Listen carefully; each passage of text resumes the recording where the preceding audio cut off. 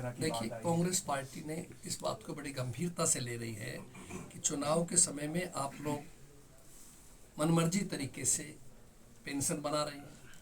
अच्छी बात है, गरीब आदमी को मिले, हमें को खुशी की बात है। लेकिन चुनाव के बाद अब उनको बेहिसाब काटा जा रहा है। ये चीज़ें गलत है।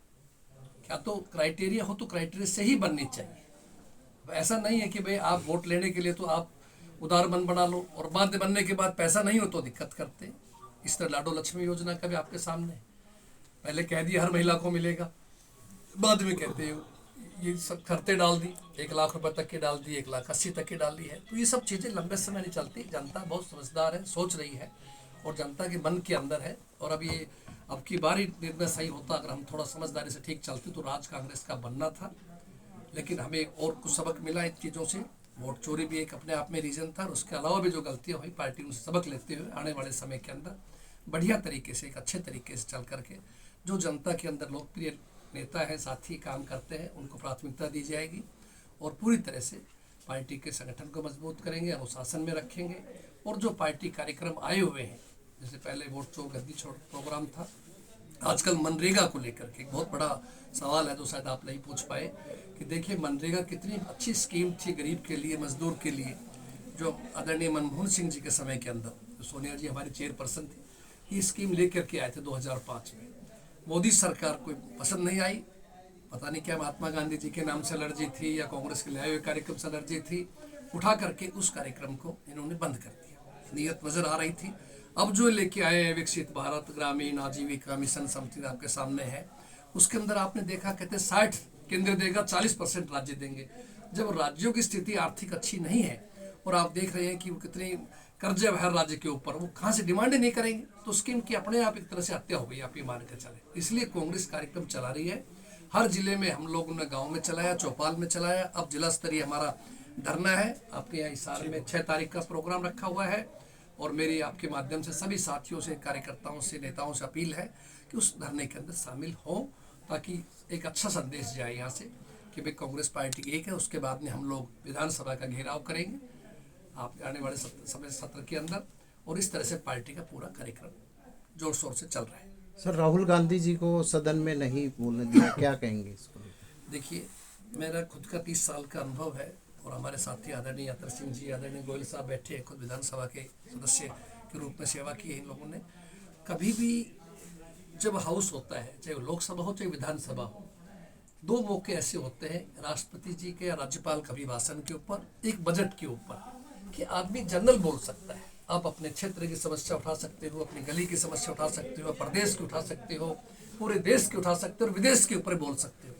तो मैं तो खुद आश्चर्य था वो न्यूज़ पढ़ करके या अपना यूट्यूब वगैरह पे देख करके कि अगर राहुल जी ये कह रहे हैं कि भाई हमें भारत और पाकिस्तान या भारत या चाइना के रिश्तों के ऊपर बात करें, और वो कहते नहीं नहीं नहीं आप बोल नहीं सकते, ऐसा तो कभी नहीं हुआ। आज से पहले भी नेता विपक्ष हुए हैं, हमारे खुद अटल बिहारी वाजपेयी जी हुए, आप देखिए इंदिरा जी के समय में, दूसरे समय के अंदर कभी किसी को मना नहीं किया गया। अधिकार होता है, क्या तो नेता सदन प्रधानमंत्री और यह मुख्यमंत्री होते हैं, और वहाँ नेता प्रतिपक्ष आपके सामने है, राहुल जी है, तो उनको नहीं बोलने देना एक तरह से संवैधानिक रूप से बहुत बड़ा एक हमला है और ये लोकतंत्र के लिए अच्छी निशानी नहीं। और हम यही कह रही है, कांग्रेस हमेशा इसी बात को उठा रही है कि भाई इस समय भाजपा के शासन में संविधान खतरे के अंदर, लोकतंत्र खतरे के अंदर, संवैधानिक संस्थाओं पर कब्जा कर लिया गया। हमें बड़ा घमंड था अपने चुनाव के ऊपर कि भारत का चुनाव बड़ा लोकतांत्रिक देश है, दूसरे देशों के लोग आके देखा करते थे। और आज दुख इस बात का है कि जब आदमी वोट डालता है उसको नहीं पता होता कि मेरा वोट कहाँ जा रहा है। कहीं ऐसा तो नहीं है मैं हाथ का दबा रहा हूँ चुनाव चिन्ह और वो कमल के रूप में कहीं और जा रहा हूँ। तो गांव में लोग हमें कहा सब हमारे गांव से आप पार्टी कांग्रेस जीतनी चाहिए थी, हार कैसे गई। तो ये चीज़ें शक पैदा हो गई, चुनाव आयोग निष्पक्ष नहीं रह पाया। तो ये चीज़ें इसीलिए हम लड़ाई लड़ रहे हैं, कांग्रेस पार्टी लड़ रही है, आदरणीय राहुल जी लड़ रहे हैं। और मैं समझता हूँ दिन दूर नहीं है जब देश के लोग और प्रदेश के लोग इस बात को समझेंगे, कांग्रेस की नीतियों को, सबको साथ लेके, सभी धर्म को, सभी जाति को साथ चलती है। और आने वाले समय के अंदर कांग्रेस के पक्ष में बहुत बढ़िया अच्छा माहौल बनेगा। आपका सहयोग मीडिया का सबसे ज़रूरी है उस बनने के अंदर, क्योंकि बगैर आपके तो अकेले हम नहीं कर पाएंगे कोई भी कार्य। आप लोग तो ठीक है, लेकिन ऊपर मीडिया हाउस ही जो वहाँ शिकायत रह जाती है। हम लोगों को उम्मीद है वो भी आने वाली बात को समझ करके और पूरी तरह से सही को सही कहेंगे। अगर कांग्रेस गलती करती है तो आपको अधिकार कहना चाहिए, कोई भी प्रश्न आप पूछे हम बुरा नहीं मानते, जी एक राष्ट्रीय मुद्दे पे एक छोटी सी बात और थी। बंगाल के चुनाव नजदीक है, तो कांग्रेस की भूमिका क्या रहेगी? उसके साथ गठजोड़ करेंगे या इंडिपेंडेंट लड़ेगी? देखिए, वैसे तो मैं आपकी दुआएं रही मुझे ऐसा पद दिलाओ राष्ट्रीय रूप में कोई बयान देश को, फिलहाल तो हरियाणा के रूप में मुझे अच्छा रहेगा। राष्ट्रीय मुद्दा है ये। लेकिन देखिए, ये फैसला पार्टी हाईकमान करेगा। जो लोग चाहेंगे वैसा ही फैसला होगा, पार्टी के हित को देखते हुए या वेस्ट बंगाल के जहाँ चुनाव होने वहाँ के लोगों को देखते हुए।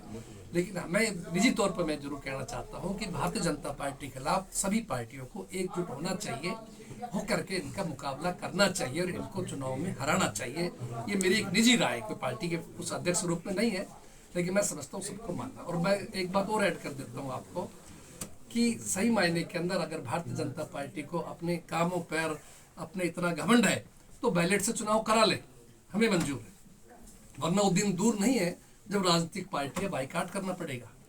अगर निष्पक्ष चुनाव नहीं होंगे तो फिर क्या फायदा होगा? जनता क्या महसूस करेगी? देश में गृह युद्ध हो जाएगा, लोग सड़कों के ऊपर आ जाएंगे जैसे दूसरे देशों के आए। तो इसलिए अच्छा रहे भारतीय जनता पार्टी को मेरी ये सलाह है। वैसे तो खैर सलाह क्या दें उन लोगों को, लेकिन सलाह है कि वो निष्पक्ष रहे। जो काम कर, कांग्रेस के टाइम में भी ईवीएम थी लेकिन कभी किसी का शक नहीं था, ठीक है। और अगर हम बेईमानी करते तो बीजेपी राज्य में आती नहीं, फिर तो हम लोग ही रहते सदा के लिए, लेकिन ऐसा नहीं।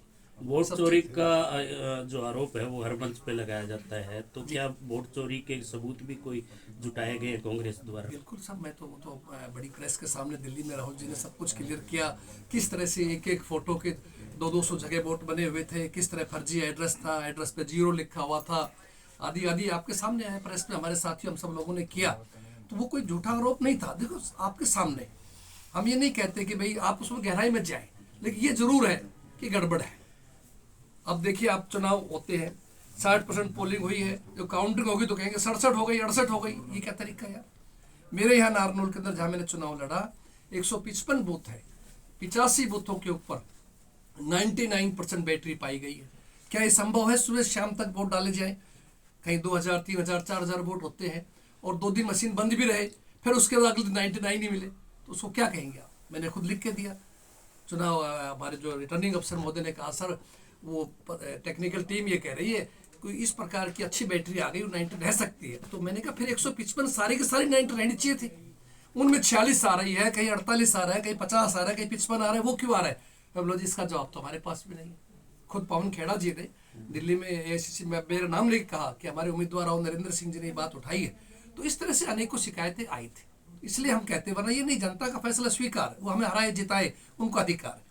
लेकिन जो इस प्रकार के रिजल्ट सामने आ रहे हैं उससे लगता है, और क्या आप तो एक अच्छे वरिष्ठ पत्रकार हैं, कि आप जनता नहीं कहती थी कि हरियाणा के अंदर कांग्रेस का राज बनेगा? खुद बीजेपी के भाई मानते थे।